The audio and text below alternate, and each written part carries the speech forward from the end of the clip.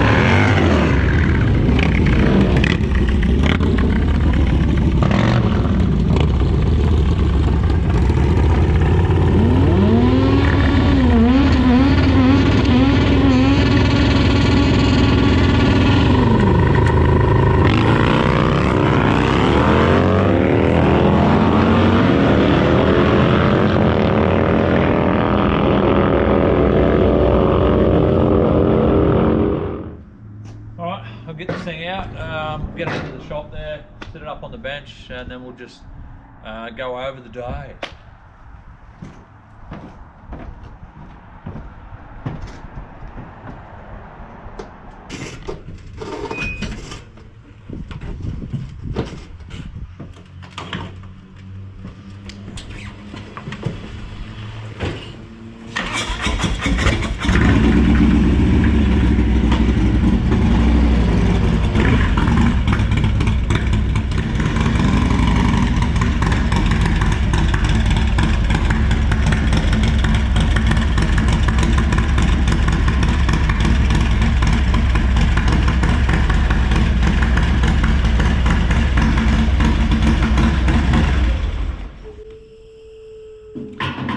Alrighty, let's have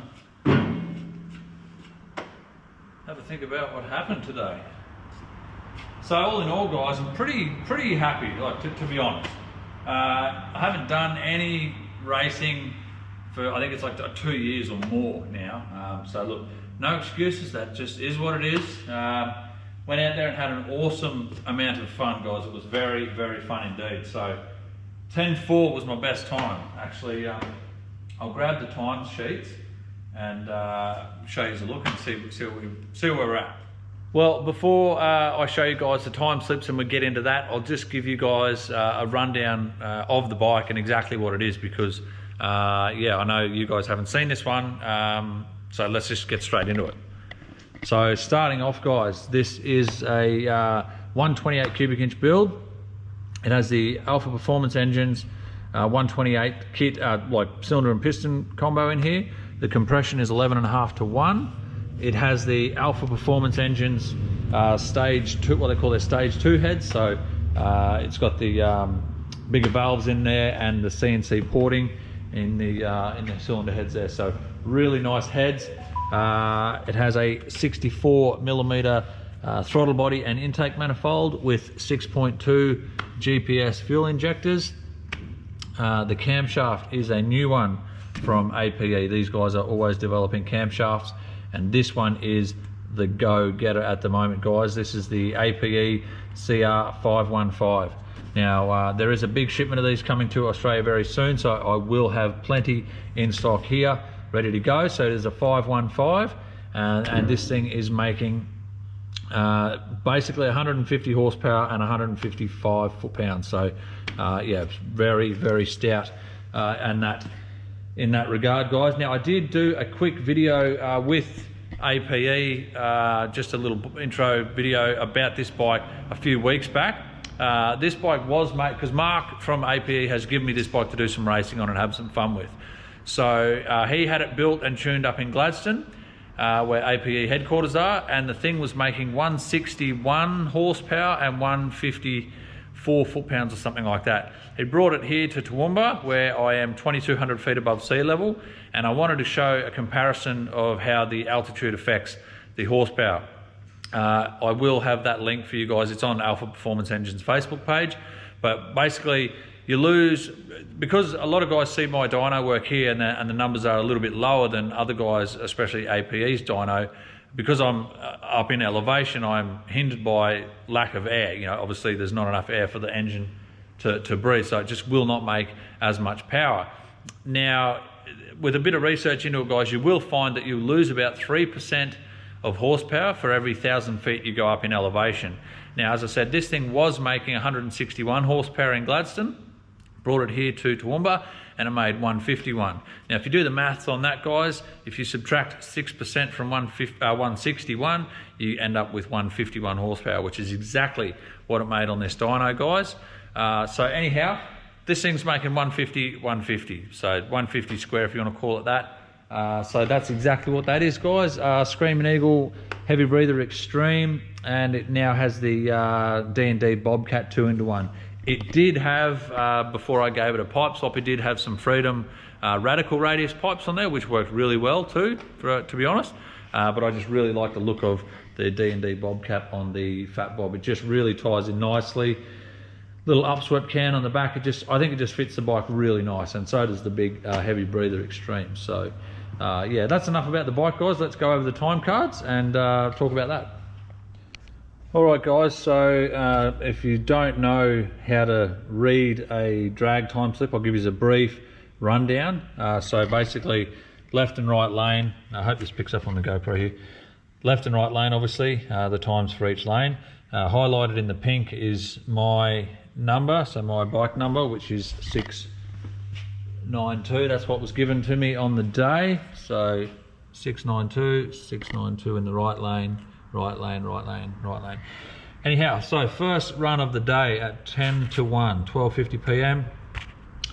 So we'll break this down here. So the RT is your reaction time, 0.051 of a second. My 60-foot time was 1 second, 1.608 seconds. 330 feet was 4.396. My 1/8 mile, which is half track, is 6.72. My mile an hour at that point was 104 miles an hour. At the 1,000-foot mark, I did a 8.761, which gave me a quarter mile time of 10.532 seconds at 126 miles an hour. So that was my first run of the day. Pretty happy with that, a 10.532. Second run here at 10 past 1. I was in the right lane and I got out of the hole a little bit better this time with a 1.618 60-foot time, and that translated to a 10.488 at the top end there, and that's 125 miles an hour. That's obviously not, I wasn't doing, must have been a misprint there. I'm definitely not doing 25 miles an hour. So that was a 10.4. Then the third run, I got a little excited and a little bit aggressive on the clutch and lit the tyre up coming out of the line there, and yeah, ended up doing an 11.3 at 123 miles an hour. So still plenty of top speed there, just shocking out of the gate. A little bit later on in the day, 20 past 2, let some tyre pressure, let a bit of pressure out of the tyres, and I was able to do a 10.518. Again, there must be a misprint on the right lane here. Anyhow, 125 miles an hour again there. And the last run for the day, 2:15. Sorry, oh, that was before that. Whoops. Anyhow, yeah. Oh, that's when I red lit. Whoops, I turned the red light on. Yeah, that was my bad. Did a 10.497 at 125 miles an hour. So you do have to turn a few red lights on every now and then, guys. If you don't turn a few red lights on, you're definitely not trying hard enough. So that's just part of the fun and racing. So really happy with that, guys. Again, I haven't been, like, I mean, I ride bikes every day, part of my job, but I haven't had any racing bike time for about 2 years now. So I'm pretty happy. As usual, I'm quite a competitive person, so I'm pretty disappointed in myself for not being able to get those times faster, because I know the bike's definitely, there's enough horsepower there to do it. It's just lack of rider experience at the moment. So yeah, a bit more bike time, of course. I'll be able to work on that. Even a few other things I could have done too, guys. I could have done, you know, strapped the front down here and lowered the front end. That would have really helped me out a bit as well. But all in all, guys, this tyre worked really well. I mean, these 777s hook up really nice, especially over the factory Fatbob tyre. They are just trash when you're trying to get some traction. So that worked really well, apart from my little mishap out of the line. But other than that, guys, I'm really excited with how this thing came together. It's always a good day out on the racetrack, guys. If you guys have never done anything like that, I do encourage you to go out and give it a go. I mean, it's awesome fun. Days like that, those Race Your Mates days that are held, just outstanding. You rock up and you race your mates, and it's all in a legal, safe environment.